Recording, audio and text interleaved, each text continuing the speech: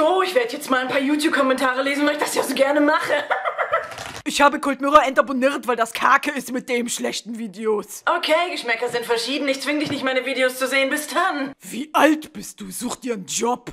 Ich bin 29 und das hier ist mein Job. Ich mache nichts anderes als Videos. Ich weiß, es ist dämlich. Ich arbeite für mich, denn das hier ist mein Leben. Die Vorstellung von deinem perfekten Leben mit perfektem Job wäre wahrscheinlich meine perfekte Hölle. Und ich werde nicht versuchen, in dieser Hölle zu leben, nur um in deinen Augen irgendwas wert zu sein. Und ich kann damit mir und meinen Mäusen was zu fressen kaufen und das reicht mir.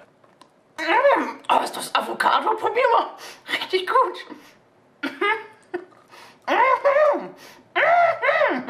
Hallo, Cold Mirror?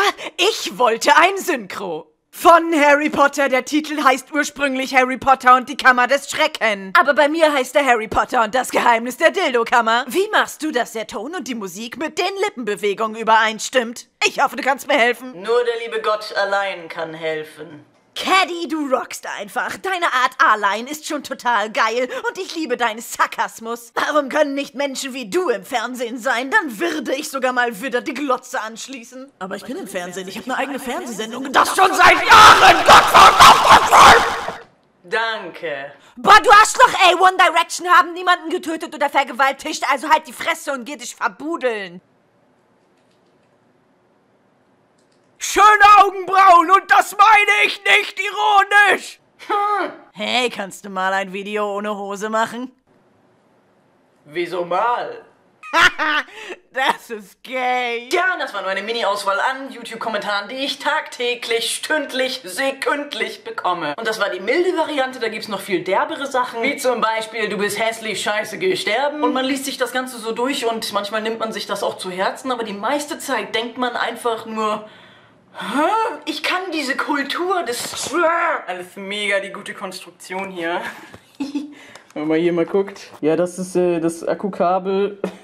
Das wird gehalten von der Tastatur und super Profi-Equipment, ja. Also ich tue jetzt mal wieder das auf mein Stativ hier, also mein Ikea-Block. Haha, klappe die zweite. Ich kann diese Kultur des Trollens und des Hatens nicht nachvollziehen. Ich kann mich da empathisch nicht in diese Person hineinversetzen. Man fragt sich, ist das ein bemitleidenswertes, einsames Wesen, das die Aufmerksamkeit, die es durch diese Hasskommentare bekommt, als einzige soziale Interaktion erlebt? Man fragt sich, was ist das für eine Person, die sich die Zeit nimmt, sowas zu tun? Ich hätte dafür keine Zeit. Ich habe einen Job,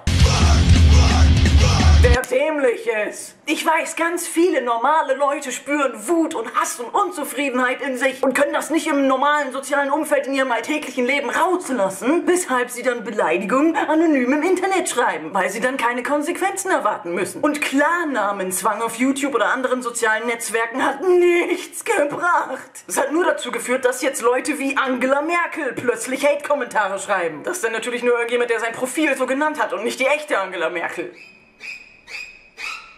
Oh, doch. Ich finde, das verhält sich genauso wie mit Raubkopien. Da haben sich irgendwelche Leute illegal Filme runtergeladen und ich gehe jetzt los und kaufe mir eine DVD und das erste, was ich sehe, ist so ein fetter, hier, Warnung, wehe, du kopierst diese DVD-Screen. Also, ich habe mir das gerade gekauft. Und alle anderen Leute, die den Film dann illegal runterladen, haben diesen Screen dann nicht.